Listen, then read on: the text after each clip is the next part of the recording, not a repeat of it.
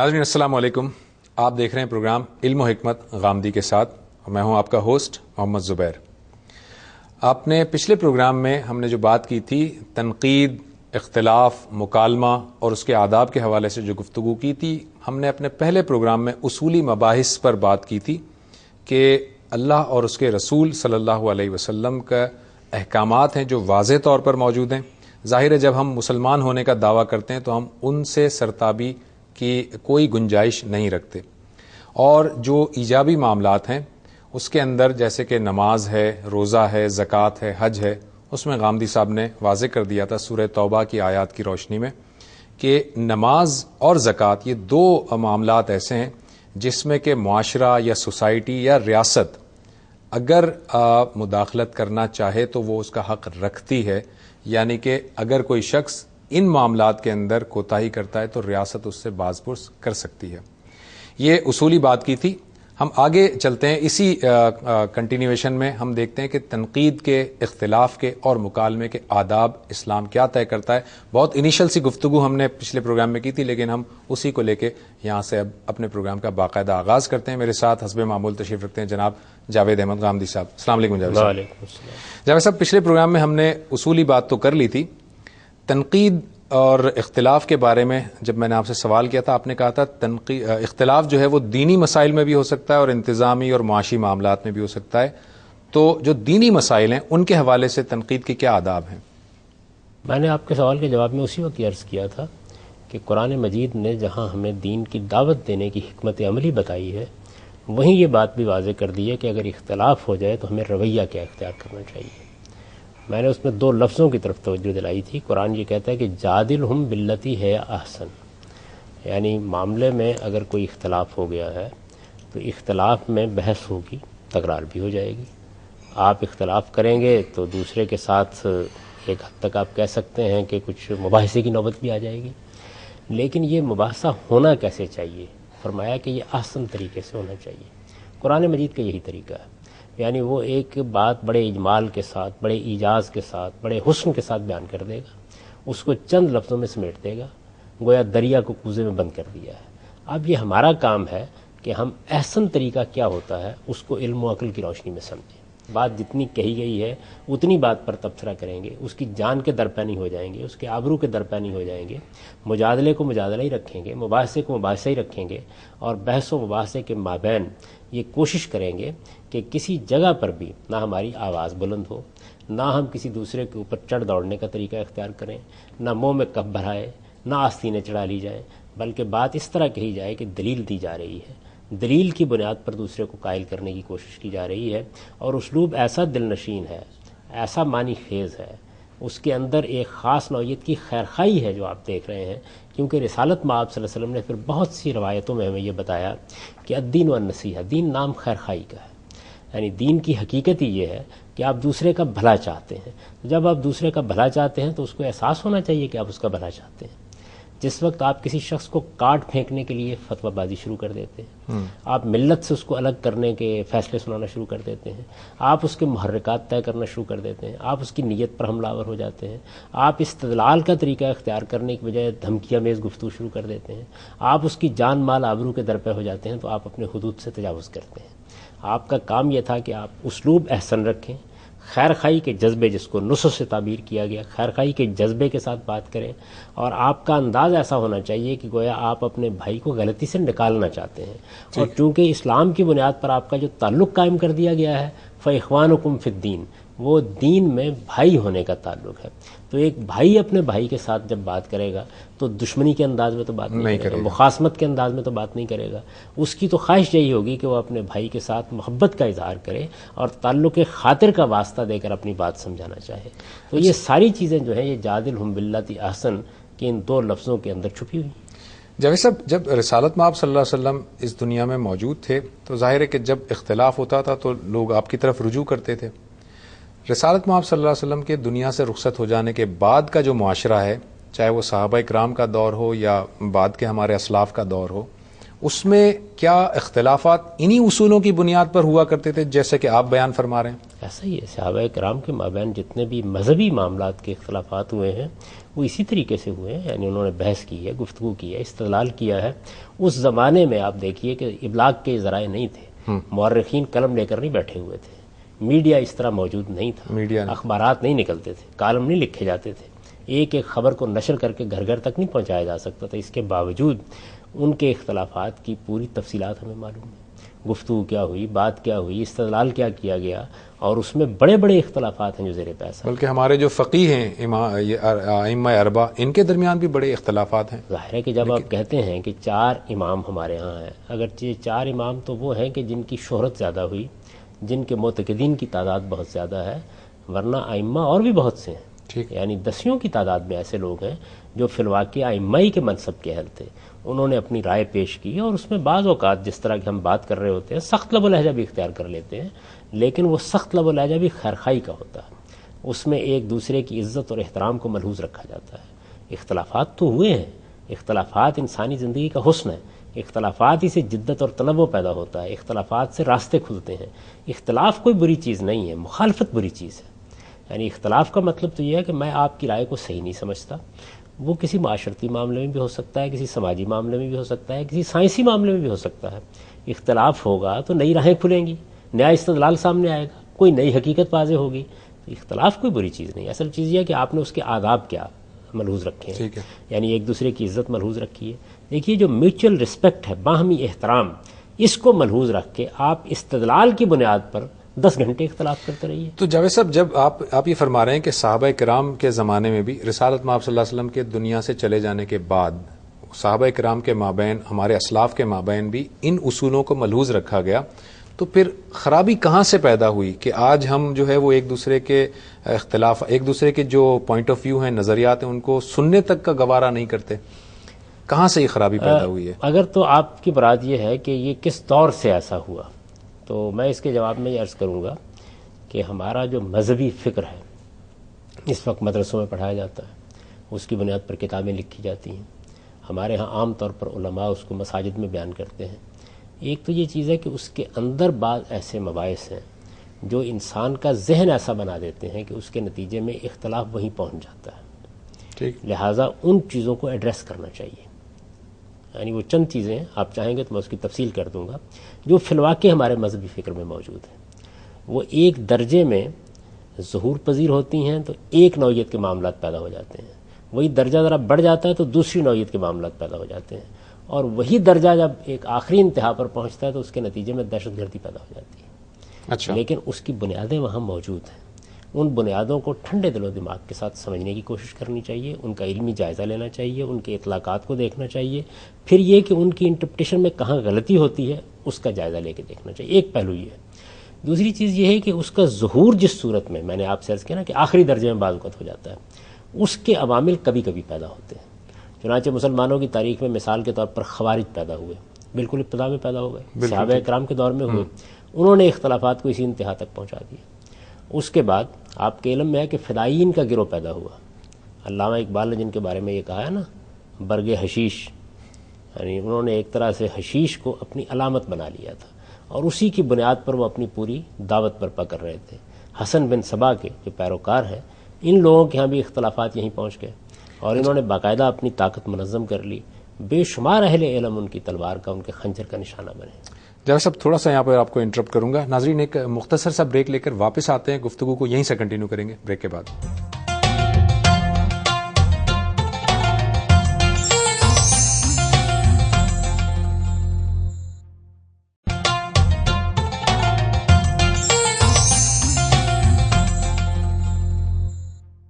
Welcome back ناظرین۔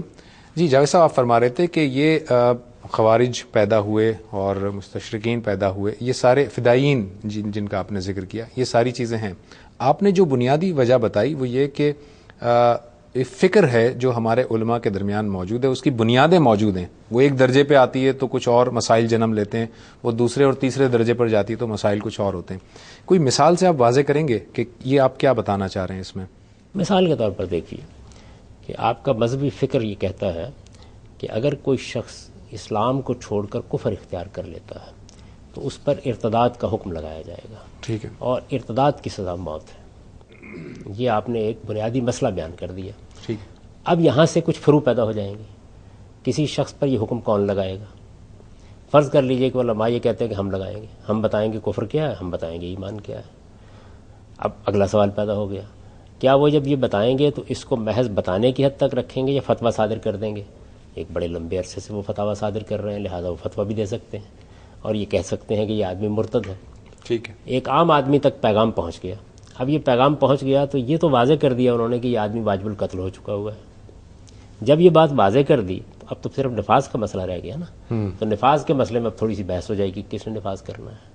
تو ایک بنیادی چیز اگر آپ کے ہاں موجود ہے تو وہ برگو بار لائے گی. اور یہ بہت میں نے بڑا اسی مسئلہ وجہ سے ہے. آپ کی صحیح. خدمت میں عرض کیا کہ اس میں ایک پہلا درجہ ہوگا، ایک دوسرا درجہ ہوگا، پھر ایک انتہائی درجہ بھی ہو جائے گا. آپ نے شروع میں ابتدا میں بتایا تھا کہ اختلافات جو ہے وہ ایک دینی سطح کے اختلافات ہو سکتے ہیں، جس کے بارے میں آپ نے جادلہم باللتی احسن کی بات کی. دوسرے جو معاملات ہیں، انتظامی معاملات ہیں، حکومت کو چلانے کے معاملات ہیں، ریاست کے معاملات ہیں، ان میں جب اختلاف ہوگا تو اس کے لیے بھی کوئی اسلام نے آداب مقرر کیے ہیں؟ نہیں، وہ اسلام کا موضوع نہیں ہے. اچھا. دیکھیے اس نے ایک اصولی بات کر دی وہاں پر بھی، وہ یہ کہ امرہم شورا بینہم، مسلمانوں کا نظم اجتماعی ان کے باہمی مشورے پر مبنی ہوگا. اب اس سے بھی کچھ نتائج نکلتے ہیں، جس طرح جادلہم باللتی احسن سے کچھ نتائج نکلتے ہیں، اسی طرح امرہم شورا بینہم سے بھی کچھ نتائج نکلتے ہیں. اسلام کا مزاج یہ ہے کہ وہ اس طرح کے معاملات کے اندر تفصیلی بات کرنے کی بجائے ایک اصول بیان کر دیتا ہے تاکہ اس اصول کے اطلاق کے لیے آپ خود قانون سازی کر سکیں، آپ اس کے نتائج نکال سکیں، اپنی زندگی کے لیے اس سے کچھ قواعد، کچھ ضوابط اخذ کر سکیں. یہی اسلام کا طریقہ ہے. قرآن مجید کا عام طریقہ یہی ہے. تو یہاں پر بھی یہی ہے کہ جب معاملات کو مشورے پر منحصر کر دیا گیا ہے تو اس کے معنی ہے کچھ، اس کے معنی یہ ہے کہ کسی خاندان کو تفوق حاصل نہیں ہے، کسی مذہبی گروہ کو کوئی تفوق حاصل نہیں. برتری کا فیصلہ آپ اس بنیاد پر نہیں کر سکتے کہ فلاں فلاں فرقے سے یا گروہ سے یا فلاں خاندان سے تعلق رکھتا ہے. لوگوں کو رائے دینی ہے، لوگوں کو فیصلہ کرنا ہے، لوگوں کے حقوق برابر ہیں. ان کے مابین اگر کوئی اختلاف ہو جائے گا تو اکثریت کی رائے فیصلہ کن ہو جائے گی. یہ کچھ نتائج ہیں جو اس سے نکلتے ہیں. تو ظاہر بات ہے کہ اجتماعی معاملات میں بھی اس کے معنی یہ ہے کہ اسلام نے ایک جمہوری کلچر کی بنیاد رکھ دی ہے. جمہوری کلچر کے آداب کیا ہونے چاہیے، اس میں کن چیزوں کا لحاظ کرنا چاہیے. دنیا نے بہت کچھ غور و فکر کر کے اپنے تجربات سے سیکھ کر ان کو اب آداب اور حدود میں بدل دیا ہے. اور دنیا کے بہت سے ملکوں میں آپ اس کا تجربہ دیکھ رہے ہیں. یعنی مجھے آپ کی بات سننی ہے، آپ کو میری بات سننی ہے. اگر کسی معاملے میں اختلاف ہو گیا ہے تو اس میں تلوار نہیں پکڑنی، بندوق نہیں پکڑنی. آپ کو ہر حال میں دوسرے کی عزت کرنی ہے، احترام کرنا ہے، اس کا حق ماننا ہے. اس کی بنیاد پر لوگوں کو حق حاصل ہے کہ وہ اپنی بات بیان کریں، رائے عامہ کو ہموار کریں، لوگوں کو منظم کریں. اس کی بنیاد پر تنظیمیں بنائیں. اس کی بنیاد پر اگر وہ سیاست میں کوئی کردار ادا کرنا چاہتے ہیں تو اس کی سیاست میں کردار ادا کریں. یہی صورتحال پارلیمنٹ میں رہے گی، وہاں بھی فیصلے اسی طریقے سے ہوں گے. یہ سارے نتائج اس سے نکل آتے ہیں. یہ سارے نتائج نکلتے ہیں. جو آج ہمارے جو عام طور پر جو دینی جماعتیں ہیں وہ یہ کہتی ہیں کہ جی اگر ریاست اس طرح سے معاملات چلائے گی تو جو پارلیمنٹ میں جو لوگ بیٹھے ہوئے ہیں وہ چونکہ دین کی سمجھ ہی نہیں رکھتے، تو دین کے معاملات میں وہ کیسے آپس میں مشورہ کر کے کوئی بات طے کر سکتے ہیں، چونکہ وہ دین کی سمجھ نہیں رکھتے جو پارلیمنٹ میں موجود ہیں. اس کی جسٹیفیکیشن کیسے دی؟ یہاں ایک بڑی غلطی ہوتی ہے استدلال میں. مثال کے طور پر میں ایک عام آدمی ہوں، آپ ایک عام آدمی ہیں. یہ عام آدمی دین پر عمل کرے گا نا، دین کا مخاطب ہے، اللہ اور رسول پر یہ ایمان لا چکا ہے، ان کو مان چکا ہے.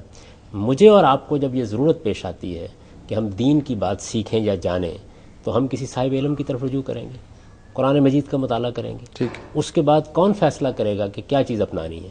مثال کے طور پر آپ کو جب کوئی اختلاف درپیش ہوتا ہے تو اس کا فیصلہ کون کرتا ہے؟ آپ کرتے ہیں، میں کرتا ہوں.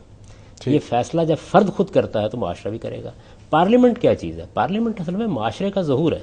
معاشرے کے نمائندے جمع بیٹھے ہوئے ہیں، سوسائٹی میں اہل علم موجود ہیں، وہ کوئی بات کہنا چاہتے ہیں کہیں، اپنا نقطہ نظر بیان کریں، اس کا استدلال بیان کریں.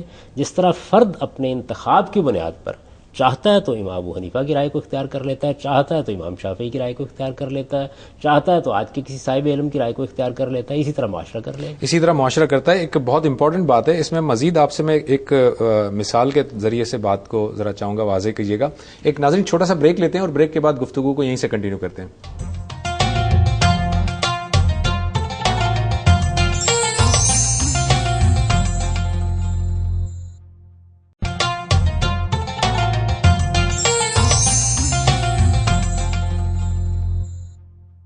ویلکم بیک ناظرین. بریک سے پہلے ہم بات کر رہے تھے کہ جو نمائندے ہمارے بیٹھے ہوئے ہوتے ہیں پارلیمنٹ میں بیٹھے ہوتے ہیں، چونکہ وہ دین کی سمجھ نہیں رکھتے تو وہ کس طرح سے فیصلہ کریں گے. جاوید صاحب، آپ نے یہ فرمایا کہ وہ ہمارے ہی نمائندے ہوتے ہیں. جو میں بتا رہا تھا کہ جو دینی جماعتیں ہیں ان کا اوپینین یہ ہے کہ یہ ٹھیک ہے ہمارے نمائندے ہیں، لیکن جو ہمارے عوام ہے وہ اتنا شعور نہیں رکھتی، وہ اتنی پڑھی لکھی نہیں ہے. تو جب وہ رائے کے ایک جمہوری طریقے سے پروسیس ہو کر جب نمائندے پہنچتے ہیں اسمبلی میں، تو ظاہر ہے کہ وہ نمائندے نہ دین کا علم رکھتے ہیں، نہ ہی کوئی اس طرح سے کیریئر رکھتے ہیں. اب جب وہ رائے قائم کریں گے تو وہ رائے غلط ہوگی. وہ کوئی رائے قائم نہیں کرتے، میں نے یہ عرض کیا، وہ رائے کو قبول کرتے ہیں. یعنی میں نے آپ کو فرد کی مثال دی کہ فرد نے بھی دین پر عمل کرنا ہے، معاشرے نے بھی دین پر عمل کرنا ہے. فرد دین پر عمل کرتا ہے تو کیسے رائے قائم کرتا ہے؟ وہ خود محقق بن کے نہیں بیٹھ جاتا. کیا عام آدمی یہ کرتا ہے؟ وہ اہل علم کی آراء کو سنتا ہے، ان سے کچھ سوالات کر لیتا ہے، اگر ایک کی رائے اس کو پسند نہیں آتی دوسرے ہی قبول کر لیتا ہے. یہی کرتے ہیں آپ معاشرے میں.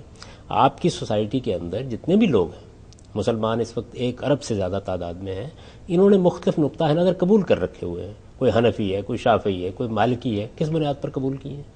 اب اگر کوئی آدمی استدلال کی بنیاد پر شافعی ہے اور کل حنفیت کو پسند کر لیتا ہے تو کیسے کرتا ہے؟ یعنی اس کے لیے یہ فیصلہ کہ آسمان سے فرشتے آگے کرتے ہیں، وہی فیصلہ کرتا ہے. پارلیمنٹ کو لوگ سمجھ نہیں پا رہے. پارلیمنٹ اجتہاد نہیں کر رہی ہوتی، تحقیق نہیں کر رہی ہوتی. تحقیق اور اجتہاد کا کام ماہرین کرتے ہیں، وہ کر رہے ہوتے ہیں. سوسائٹی میں وہ کام ہمیشہ جاری رہتا ہے، سائنسی علوم میں بھی، طبی علوم میں بھی، معاشرتی علوم میں بھی، سماجی علوم میں بھی، عمرانی علوم میں بھی. یہ سب کچھ ہو رہا ہوتا ہے اور ماہرین ہی کر رہے ہوتے ہیں. کچھ آراء اپنے استدلال کی بنیاد پر لوگوں کو مفتوح کر لیتی ہیں، ان کے ذہنوں پر غلبہ پا لیتی ہیں. افراد بھی ان کو تسلیم کرتے ہیں، معاشرہ بھی ان کو تسلیم کرتا ہے. پارلیمنٹ یہ فیصلہ کرتی ہے کہ مثال کے طور پر اس معاملے میں ابو حنیفہ رحمۃ اللہ علیہ کی رائے یہ ہے، امام شافعی رحمۃ اللہ علیہ کی رائے یہ ہے، یا فلاں اور فلاں صاحب علم کی رائے یہ ہے، آج کے کسی صاحب علم نے یہ رائے قائم کی ہے، ہم اس میں سے اس رائے کو زیادہ قوی، زیادہ قرین قیاس، کتاب و سنت کے زیادہ قریب پاتے ہیں، ہم اس کو اختیار کر رہے ہیں. تو میں نے عرض کیا کہ اس میں اصل میں پوزیشن غلط طے کر لی گئی ہے. فرد فیصلہ کرے گا انفرادی سطح پر، معاشرہ فیصلہ کرے گا معاشرے کی سطح پر اور ریاست کی سطح پر. تو پارلیمنٹ کیا کرتی ہے؟ پارلیمنٹ اختیار کرتی ہے کسی چیز کو، اس کا فیصلہ کرتی ہے. پارلیمنٹ ایک بورڈ تشکیل دیتی ہے. میں اس کو ذرا واضح کر دیتا ہوں. پارلیمنٹ ایک بورڈ تشکیل دیتی ہے، اس بورڈ کا نام رکھتی ہے اسلامی نظریاتی کونسل. پارلیمنٹ اپنے ہی ثوابدیدی اختیارات پر اس نظریاتی کونسل میں ممبرز چنتی ہے. اب پارلیمنٹ جب ممبرز چنتی ہے تو وہ علماء کرام جو دوسرے ہیں، دینی جو جماعتیں، وہ یہ کہتے ہیں کہ پارلیمنٹ کو چونکہ دین کی سمجھ نہیں ہے، لہٰذا انہیں یہ نہیں سمجھ میں آتا کہ کون سا صاحب رائے ہے، کون عالم جو ہے وہ عالم کی حیثیت رکھتا ہے، اور وہ اپنی مرضی سے ایک بورڈ تشکیل دے دیتے ہیں، پھر ان سے رائے لے لیتے ہیں. تو یہ بات کہاں تک ٹھیک ہے؟ کیسے اس کو جسٹیفائی کریں گے ہم؟ پہلی بات تو یہ سمجھ لیجئے کہ پاکستان میں جو اسلامی نظریاتی کونسل ہے اس کا انتخاب پارلیمنٹ نہیں کرتی، صدر مملکت کرتا ہے. ٹھیک ہے، صدر مملکت بھی تو اسی پروسیس سے آتا ہے نا. وہی عرض کر رہا ہوں نا. اب وہ آپ نے ادارہ بنا دیا، اس ادارے کی حیثیت پاکستان کے آئین کی روح سے ایک مشاورتی حیثیت ہے. یعنی وہ ایک رائے قائم کرے گا، رائے قائم کر کے لوگوں کے سامنے رکھ دے گا. یہ رائے پارلیمنٹ میں بھی چلی جائے گی. پارلیمنٹ کا یہ اختیار ختم نہیں ہو گیا کہ وہ اگر سمجھتی ہے کہ اس رائے میں کوئی سکم محسوس ہو رہا ہے تو وہ سوسائٹی کے دوسرے اہل علم سے رجوع کر لے، ان سے بھی معلوم کر لے. ٹھیک. بہت سے ادارے قائم ہیں، ان سے بھی رجوع کر سکتی ہے. ایک بڑی ڈیبیٹ، بڑی بحث پارلیمنٹ کو پابند نہیں کیا گیا. پاکستان کے آئین میں اسلامی نظریاتی کونسل سفارشات پیش کرنے والا ادارہ ہے، اس کی یہ حیثیت نہیں ہے اور ہونی بھی نہیں چاہیے. اس کی وجہ یہ ہے کہ جب آپ اس طرح کے کسی ادارے کو یہ حیثیت دیتے ہیں تو یہ پاپائیت ہے. اس کا مطلب یہ ہے کہ خاص طبقے کو آپ نے دین کے معاملے میں فائنل رائے دینے کا اختیار دے دیا ہے. تو دین میں یہ اختیار کسی طبقے کو نہیں دیا گیا، یہ اختیار آخری درجے میں اللہ اور رسول ہی کو حاصل ہے. اب عوام ہے، وہ انفرادی سطح پر بھی یہ فیصلہ خود کرتے ہیں اور معاشرتی سطح پر بھی یہ فیصلہ خود کرتے ہیں. یہ فیصلہ ان کو کرنا ہے کہ وہ دین کی کس تعبیر کو اپنانے جا رہے ہیں. آپ اس کو اس طرح بیان کیجئے کہ یہ اصل میں دین کو اپنانے کا فیصلہ ہے. وہ میں نے اپنے لیے کرنا ہے فرد کی حیثیت سے، معاشرے نے کرنا ہے معاشرے کی حیثیت سے، اور معاشرے کا نمائندہ ادارہ پارلیمنٹ ہے، وہ یہ فیصلے کرتی ہے. اس وجہ سے میرے نزدیک تو یہ فیصلہ ایسے ہی ہوگا، اس کے سوا اور کوئی راستہ نہیں ہے. اس سے مختلف کوئی راستہ بھی آپ اختیار کریں گے تو پھر آپ کو پاپائیت کے حق میں دلائل دینے ہوں گے، مسائل جنم پھر آپ کو تھیوکریسی قائم کرنی ہوگی. نہیں، اس کا اختیار دینا ہوگا. وہ اختیار کہاں سے آئے گا؟ ایک بات بہت اچھی طرح سمجھ لیجئے کہ حق حکمرانی یا حق فیصلہ یہ ایک معاملہ ہے نا اختیار کا، یہ اختیار یا تو خدا کی طرف سے آئے گا یا پھر عوام کے پاس ہوگا. تیسری کوئی اتھارٹی اگر موجود ہے تو اس کو اپنا اختیار بتانا چاہیے کہاں سے لے گی. کہیں نہ کہیں سے اختیار لے گا نا، کہیں سے کہیں لے گا، تو وہ کہاں سے آئے گا، کس جگہ سے آئے گا. پچھلے دنوں ایک بڑے صاحب علم ہیں، انہوں نے ایک مجلس میں یہ نقطہ نظر اختیار کیا کہ دیکھیے اس کی کیا ضرورت ہے، یہ انتخابات آپ کراتے ہیں، لوگوں سے پوچھتے ہیں، عوام کے پاس آپ کہتے ہیں کہ اصل حاکمیت ہے، یہ جو جتنی باتیں بھی آپ کر رہے ہیں اس کی کوئی ضرورت نہیں. آپ یہ بتائیں کہ مملکت کے سربراہ کا تقرر اس طرح کیوں نہیں ہو سکتا جس طرح مثال کے طور پر ہماری یونیورسٹی کے وائس چانسلر کا تقرر ہو جاتا ہے یا کسی شعبے کے ڈین کا تقرر ہو جاتا ہے. تو میں نے بڑے ادب کے ساتھ ان کی خدمت میں عرض کیا کہ آپ نے کبھی غور کیا کہ ڈین کا تقرر کیسے ہوتا ہے؟ یعنی آپ اس کے اندر اتر کر دیکھیں یہ کیسے ہوتا ہے. سوسائٹی پہلے فیصلہ کرتی ہے کہ اس نے ایک یونیورسٹی قائم کرنی ہے، اس میں ایک انتظامیہ وجود میں آتی ہے، پبلک یونیورسٹی کی بات کر رہا ہوں. وہ انتظامیہ پہلے اختیار سنبھالتی ہے، پھر ایک پورا کا پورا قانون بنتا ہے پارلیمنٹ میں جس کے تحت وہ یونیورسٹی قائم کی جاتی ہے. پھر اس یونیورسٹی کے بارے میں یہ طے کیا جاتا ہے کہ یہ کس محکمے کے تحت ہوگی، کوئی وزارت تعلیم ہوگی یا کوئی اور وزارت ہوگی، اس سے اس کا اختیار ڈرائیو کیا جاتا ہے. یہ پورا کا پورا عمل ہے. اچھا اگر فرض کر لیجئے کوئی پرائیویٹ ادارہ قائم کیا گیا ہے تو پہلے کوئی سوسائٹی وجود میں آئے گی یا کوئی فرد ہوگا جو اس کو مالک ہوگا. تو آپ پہلے اس چیز کو طے کریں کہ جہاں سے اختیار نکل رہا ہے، اختیار کا سرچشمہ کہاں ہے. اختیار کا سرچشمہ یا تو ذات خداوندی ہے، اس لیے کہ وہ اس کائنات کا خالق ہے، وہ تو آپ کے مشورے کا پابند نہیں ہے، وہ کوئی فیصلہ کر دے گا. چنانچہ جب وہ اپنی طرف سے انسانوں میں سے ایک انسان کا انتخاب کر کے اس کے سر پر پیغمبری کا تاج رکھتا ہے اور یہ کہتا ہے کہ یہ میرے سفیر کی حیثیت سے آ گیا ہے، تو خدا کی طرف سے دیے ہوئے اختیار کے تحت وہ مطاع ہو جاتا ہے. اب وہ واجب الاطاعت ہستی ہے، ہمیں اس کے سامنے سر جھکانا ہے. اس کی بات گفتہ اللہ بہت، یعنی یہ بات آپ کو ماننا پڑتی ہے نا، اطیع اللہ و اطیع الرسول. تو یہ اختیار کس نے دیا؟ کیا محمد الرسول اللہ صلی اللہ علیہ وسلم نے یہ اختیار کسی منطقی استدلال سے حاصل کر لیا؟ نہیں، یہ خدا کے دینے سے ہوا. جب اصل میں آپ اس بات پر ایمان لے آتے ہیں کہ یہ اختیار خدا نے دیا ہے تو اس کے بعد ظاہر ہے کہ آپ اس اختیار کا ظہور، اس کا نفاذ اور اس کا اطلاق بھی مان لیتے ہیں. اسی طرح سے ریاست میں کسی شخص کو سربراہ بنانا ہے تو اس کا اختیار بھی یا تو خدا کے پاس ہوگا، آپ دکھائیے مجھے کہ وحی الہی نے بتا دیا ہے کہ فلاں صاحب کو یہ حق دے دیا جائے. ملک طالوت کا انتخاب اللہ تعالیٰ نے کیا بنی اسرائیل کی درخواست پر، تو اختیار وہاں سے آ گیا. اب یہ اختیار عوام کے پاس تو ہے، اس لیے کہ ان کو یہ حق حاصل ہے کہ وہ اپنا نمائندہ منتخب کر لیں، اپنا سربراہ منتخب کر لیں. یہ تو فطری حق ہے ان کا. آپ کہتے ہیں نہیں یہ اختیار کسی اور کے پاس ہے، مثال کے طور پر کسی مذہبی جماعت کے پاس ہے، مثال کے طور پر کسی خاص طبقے کے پاس ہے. تو فرمان تقرر بتا دیجئے کہاں ہے آپ کے پاس؟ قرآن میں ہے، حدیث میں ہے. اگر اللہ تعالیٰ یہ فرما دیتے کہ دیکھو جو آدمی دین کا علم حاصل کر لے اس کو یہ اور یہ اختیارات حاصل ہو جاتے ہیں، تو فرمان تقرر آسمان سے حاصل ہو جاتا. اب میں آپ سے یہ عرض کر رہا ہوں کہ قرآن کے نزول کے بعد پیغمبری کا سلسلہ ختم ہو چکا ہے. ختم نبوت پہ معنی یہ ہے کہ اب اللہ تعالیٰ کی طرف سے کسی کے لیے فرمان تقرر نہیں آئے گا. چنانچہ اب ایک ہی جگہ سے اقتدار پھوٹ سکتا ہے اور وہ عام لوگ ہیں. عام لوگوں کا ظہور پارلیمنٹ میں ہوتا ہے، یعنی ان کے اختیار کا ظہور. میں تھوڑا سا آپ کو انٹرپٹ کروں گا. ناظرین ایک مختصر سا بریک لیتے ہیں اور اس کے بعد بریک کے بعد جب ہم واپس آئیں گے تو ہم یہ بات غامدی صاحب سے پوچھیں گے کہ اختلاف کرنے کا حق کس کو حاصل ہے؟ کیا ہر شخص اٹھ کر اختلاف کر سکتا ہے اور اپنے اختلاف کی تشہیر کر سکتا ہے، یا کچھ خاص اس کی کوئی پری ریکویزٹس ہیں جس کے بنیاد پر اختلاف کیا جا سکتا ہے؟ بریک کے بعد.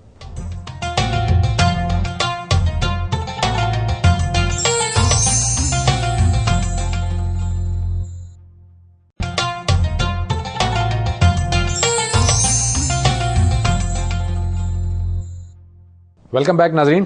بریک سے پہلے ہم بات کر رہے تھے اختلافات سے متعلق اور پارلیمنٹ سے متعلق کہ وہ ہمارے نمائندے ہیں، ہماری سوسائٹی کے ہی نمائندے ہیں.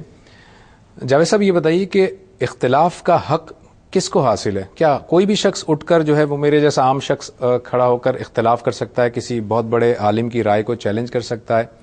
اختلاف تو کیا جا سکتا ہے لیکن میں اپنے اختلاف کو تشہیر بھی کروں، اس کو مطلب پبلش بھی کروں کہ مجھے ان سے یہ اختلاف ہے، اس کی کوئی پری ریکویزٹ ہے؟ دیکھیے بات یہ ہے کہ ہر آدمی کو معقول آدمی ہونا چاہیے. جس چیز کو وہ نہیں جانتا اس کے بارے میں اسے رائے دینے سے بھی اجتناب کرنا چاہیے. یہ ایک عام اخلاقیات ہے. مثال کے طور پر آپ سائنس پر تقریر فرمانا شروع کر دیں تو ہر آدمی آپ سے کہے گا کہ آپ کو اس کا کتنا علم ہے، لیکن آپ پر کوئی قانونی پابندی لگائی جا سکتی ہے؟ میرا جواب یہ ہے کہ نہیں لگائی جا سکتی. یعنی ایک چیز یہ ہے کہ آپ لوگوں کو معقولیت سکھائیں، ان کے اندر یہ احساس ذمہ داری پیدا کریں، ان کو یہ بتائیں کہ وہ جس چیز پر زبان کھولیں اس کو سمجھ کر زبان کھولیں. جس چیز کا وہ علم رکھتے ہیں اسی کے بارے میں گفتگو کریں. یہ اخلاقی اصول تو لوگوں کو ضرور بتانے چاہیے، اور یہ میں بھی بتاؤں گا، آپ بھی بتائیں گے. لیکن لوگوں پر قانونی پابندی کیسے لگائی جا سکتی ہے؟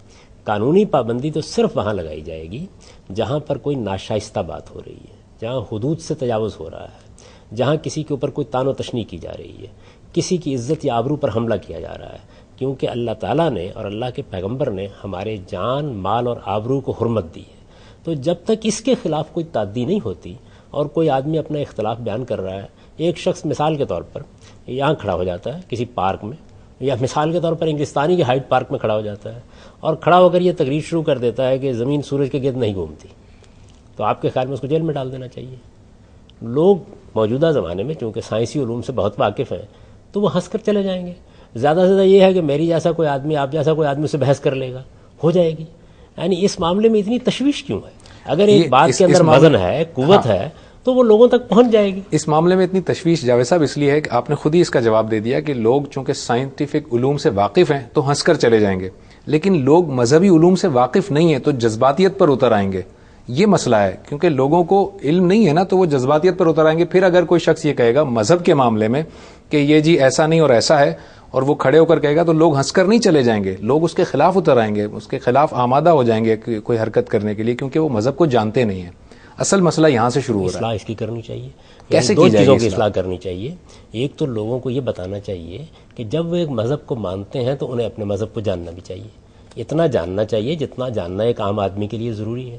حفظان صحت کے اصولوں سے آپ عام آدمی کو بھی واقف کراتے ہیں.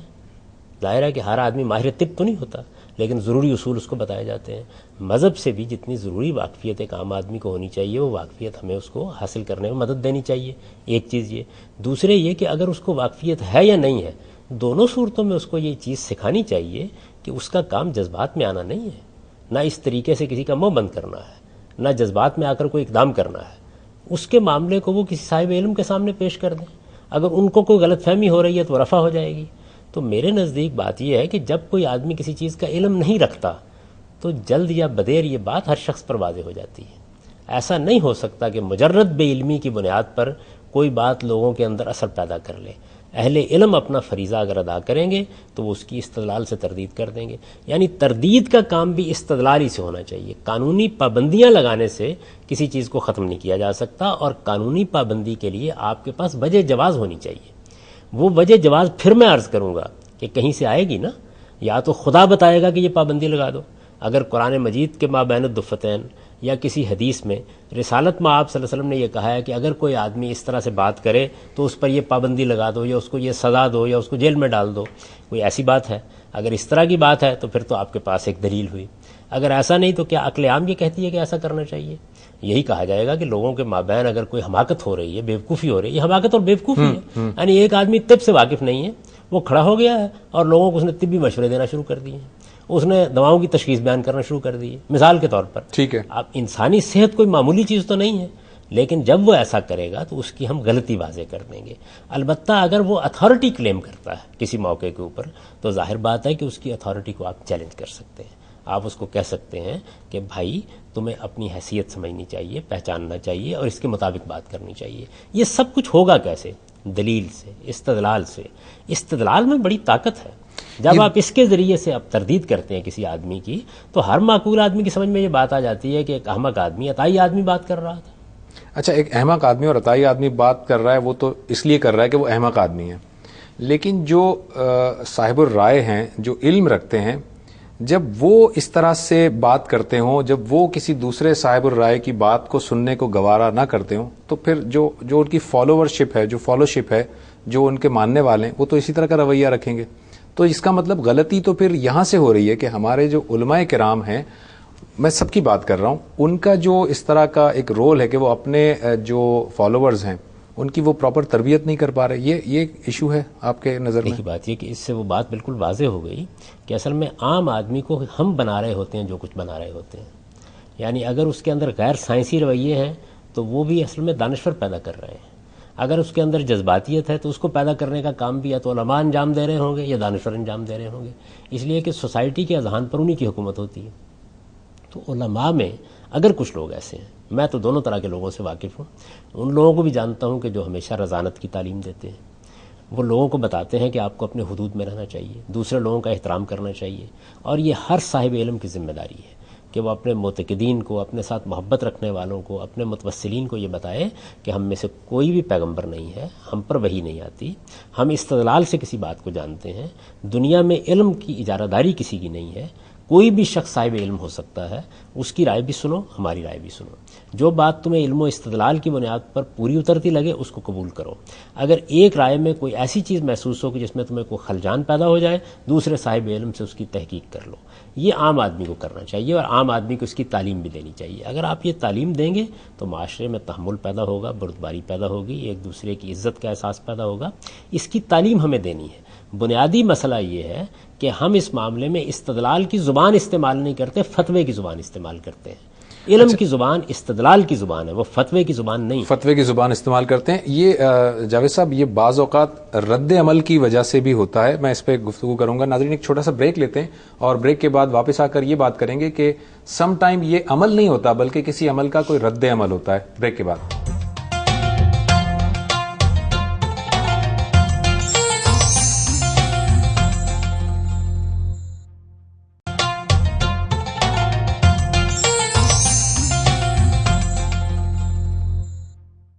ویلکم بیک ناظرین۔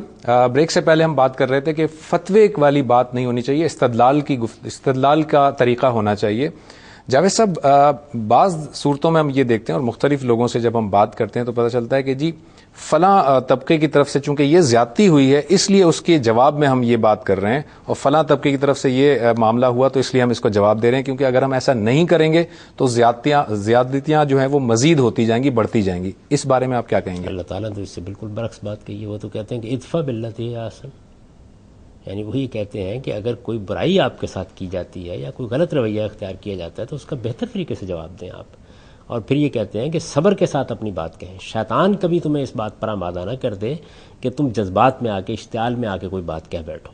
یہ طریقہ تو اللہ تعالیٰ نے نہیں سکھایا۔ شنآن قوم علی اللہ تعدلوا، وہ تو ہر چیز کے بارے میں فرمایا کہ تمہیں جب بھی کبھی کوئی بات کرنی ہے تو حق کی بات کرنی ہے، انصاف کی بات کرنی ہے۔ لا یجرمنکم شنآن قوم علی اللہ تعدلوا اعدلوا هو اقرب للتقوی، یعنی کسی قوم کی دشمنی بھی اس پر آمادہ نہ کرے کہ تم کوئی تقوی کے خلاف، عدل کے خلاف بات کرو۔ لیکن خاص اس موضوع پر بھی اللہ تعالیٰ نے ہمیں جو ہدایت کی ہے وہ یہ ہے کہ ہمیں برائی کا جواب بھلائی سے دینا ہے، اور فرمایا ہے کہ یہ اتنی بڑی اعلیٰ چیز ہے، اتنی غیر معمولی چیز ہے کہ وما یلقاها الا الذین صبروا وما یلقاها الا ذو حظ عظیم، بڑے نصیب آور لوگ ہیں جن کو اللہ یہ توفیق دیتا ہے کہ وہ برائی کا جواب بھی بھلائی کے ساتھ دیتے ہیں۔ اللہ تعالیٰ کی تعلیم تو اس سے بالکل مختلف ہے۔ وہ تو یہ نہیں ہے کہ آپ اینٹ کا جواب پتھر سے دے دیں گے، وہ تعلیم تو یہ ہے کہ آپ کو استدلال کرنا ہے، آپ کو صبر کرنا ہے، آپ کو دوسرے کی زیادتی کو بھی برداشت کرنا ہے، اور اپنی بات دلیل کے ساتھ کہنی ہے۔ اچھا جاوید صاحب، جب ہم ڈائلاگ کی بات تو ہم ود ان دی سوسائٹی کر رہے تھے، جب ہم انٹرفیتھ ڈائلاگ کرتے ہیں، جب ہم اقوام مغرب کے ساتھ ڈائلاگ کرتے ہیں، دیگر اقوام کے ساتھ ڈائلاگ کرتے ہیں، اس ڈائلاگ کی کیفیت کیا ہونی چاہیے؟ ظاہر ہے اب ہمارا مذہب کچھ اور ہے، ان کا مذہب کچھ اور ہے، اس ڈائلاگ کے لیے بنیادی پلیٹ فارم پھر کیا ہونا چاہیے؟ کس طرح سے بات کی جانی چاہیے؟ میں نے قرآن مجید کی جس آیت کا حوالہ دیا تھا وہ تو اصلاً انہی لوگوں کے ساتھ بات کرنے کے لیے ہے، یعنی اس آیت میں اصلاً تو ہمیں یہی بتایا گیا ہے کہ یہ اہل کتاب جو اس وقت مخاطبین ہیں، جن کے ساتھ اس وقت بحث مباحثہ ہو رہا ہے، ان کے ساتھ بحث و مباحثے میں کن آداب کا خیال رکھا جانا چاہیے۔ ٹھیک، تو اس وجہ سے مسلم ہوں، غیر مسلم ہوں، اپنے ہوں، پرائے ہوں، سب آدم کی اولاد ہے، اور آدم ہی سب کے ابو الآبا ہیں، اور ہمارا کام کیا ہے؟ ہمارا کام یہ ہے کہ ان سب کو انسان سمجھیں، اپنا بھائی سمجھیں، اور ان کے ساتھ مکالمہ کریں، اپنے دین کی دعوت ان کو پہنچائیں۔ یہی تعلیم ہم کو اللہ تعالیٰ نے دی ہے، قرآن مجید نے اسی چیز پر پیغمبروں کو فائز کیا ہے۔ یہ مجھے بتائیے، وہ دین کے بنیادی احکام ہیں، وہ تو 4 صفحوں میں بیان کیے جا سکتے ہیں۔ یہ جو اتنی ضخیم کتاب ہے قرآن مجید، یہ کیوں نازل کی گئی؟ ایک ہی بات ہے، اہل کتاب کے ساتھ بھی بات ہے، اہل کتاب کے ساتھ بھی بات کی گئی، مشرکین کے ساتھ بھی بات کی گئی۔ مشرکین کے بارے میں بھی سمجھ لیجئے کہ وہ کون ہیں؟ وہ بنی اسماعیل ہیں، سیدنا ابراہیم علیہ السلام کی اولاد ہیں، ان کے ساتھ بھی مذہبی گفتگو ہو رہی ہے۔ یعنی ایک پیغمبر کی بعثت ہوئی ہے، انہوں نے اس پیغمبر کو ماننے سے انکار کر دیا ہے، وہ دین کو ماننے والے ہیں، دین کے بنیادی حقائق کو سمجھتے ہیں، حج کرتے ہیں، زکوٰۃ دیتے ہیں، نماز پڑھتے ہیں، یعنی دین کی جتنی چیزیں بھی دین ابراہیمی میں تھی ان پر بیشتر عمل پیرا ہیں. اچھا ان کے اندر بہت سی خرابیاں پیدا کر چکے ہیں لیکن بہرحال اپنی ایک دینی شناخت رکھتے ہیں, تو ان کے ساتھ یہی تعلیم دی گئی کہ اس طرح بات کی جائے. میں جو عرض کر رہا تھا وہ یہ کہ جب ہم مکالمہ کریں گے اقوام مغرب کے ساتھ تو ہمارا کامن گراؤنڈ کیا ہونا چاہیے, کیونکہ ہمارے قوانین, ہمارے کوڈ آف کانڈکٹ کچھ اور ہیں, ان کے قوانین کچھ اور ہیں, اور پھر انٹرنیشنل قوانین کچھ اور ہیں.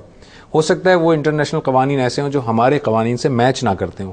کامن گراؤنڈ کیا ہونا چاہیے جب ہم ان سے بات کرتے ہیں؟ اس کا تعلق موضوع سے ہے. دیکھیے اگر موضوع مذہب ہے تو پھر تو بے شمار چیزیں کامن ہیں, اس لیے کہ زیادہ تر مغربی اقوام مسیحی پس منظر رکھتی ہیں, ٹھیک, یا ان میں ایک قلیل تعداد یہود کی ہے. تو اگر ان سب کو آپ دیکھیں تو ہمارے اور ان کے درمیان ایک بہت بڑی شخصیت ہے, سیدنا ابراہیم علیہ السلام کی شخصیت. ٹھیک, جن کتابوں کو وہ مذہبی کتابیں مانتے ہیں ان کو ہم بھی مذہبی کتابیں مانتے ہیں, جن کتابوں کو الہامی کتابیں کہتے ہیں انہیں ہم بھی الہامی کتابیں کہتے ہیں. جس توحید کے ہم علمبردار ہیں اسی توحید کے وہ علمبردار ہیں. اب ہمارے ساتھ تو ان کے درمیان بے شمار چیزیں مشترک ہو گئیں. قرآن مجید نے اسی وجہ سے ان کو جب دعوت دی تو یہ کہا کہ تعالوا الی کلمۃ سواء بیننا و بینکم, آئیے جو بات ہمارے اور آپ کے درمیان مشترک ہے, یعنی یہ بات کہ توحید پر ایمان رکھنا ہے, اس پر گفتگو کر لیتے ہیں. تو یہ تو ایک اصولی بات ہوئی. تو میں نے جیسے کہ عرض کیا کہ اس میں اصل چیز موضوع ہے. وہ موضوع اگر سائنس کا ہے, معاشرت کا ہے, تہذیب کا ہے, بین الاقوامی تعلقات کا ہے, تو اس مشترک چیز کو نکالا جائے گا جس کی بنیاد انسانی تجربات پر ہے. دیکھیے مشترک چیزیں کہاں سے پیدا ہوتی ہیں. مشترک چیزوں میں ایک سب سے بڑا اشتراک تو یہ ہے کہ انسانیت بنیادی اخلاقیات پر مشترک ہے. یہیں سے آپ بات کرتے ہیں. ٹھیک, یعنی اگر لوگوں کے مابین جھوٹ پر, سچ پر, خیانت پر, بددیانتی پر اتفاق نہ ہوتا تو دنیا میں کوئی بات ہی نہیں ہو سکتی تھی. بالکل تو صحیح. بنیادی اقدار جن کو آپ اخلاقی اقدار کہتے ہیں وہ پوری انسانیت کا مشترک سرمایہ ہے. بالکل اسی طریقے وہی سے ہمارا کامن گراؤنڈ ہوگا. وہ پہلا کامن گراؤنڈ ٹھیک ہے. اس کے بعد پھر آگے کچھ مزید کامن گراؤنڈ پیدا ہوتے چلے جاتے ہیں. ٹھیک. اور وہ پیدا ہوتے ہیں کہ مثلا اگر وہ مسیحی ہیں تو انجیل کو مانتے ہوں گے, اللہ کے پیغمبر مسیح علیہ السلام کو مانتے ہوں گے. اگر ان کا مذہب سے کچھ بھی تعلق ہے تو مذہب کی روایت کو مانتے ہوں گے. بالکل اسی طریقے سے ہر گروہ کے اندر وہ چیزیں آپ کو ملتی جاتی ہیں جو مشترک انسانی اقدار ہیں, ان سے آپ بات شروع کرتے ہیں, موضوع کے لحاظ سے اور پھر موضوع کے لحاظ سے ڈیسائیڈ ہوتا جائے گا. Thank you very much Javed Sahab, بہت بہت شکریہ, آپ نے یہ وقت ہمیں دیا. ناظرین, ہم نے جو یہ 2 پروگرامز کیے, تنقید, اختلاف اور مکالمہ وغیرہ جو ہے اس کے آداب کیا ہوں گے, ان دونوں پروگرام کے اندر جو بات اگر میں ایک اس میں بیان کروں کہ جو سمری ہمارے سامنے بن کر آئی وہ یہ ہے کہ ادعو الی سبیل ربک بالحکمت والموعظۃ الحسنۃ وجادلہم باللتی ہی احسن, کہ اپنے رب کی طرف بلاؤ حکمت کے ساتھ, موعظت کے ساتھ, اور جب مجادلہ کرو, جب ڈیبیٹ کرو, جب گفتگو کرو, جب مکالمہ کرو تو احسن طریقے سے مکالمہ کرو. یہی ان دونوں ایپیسوڈ کا نچوڑ ہے. اگلے پروگرام تک کے لیے زبیر احمد کو اجازت دیجیے. اللہ حافظ.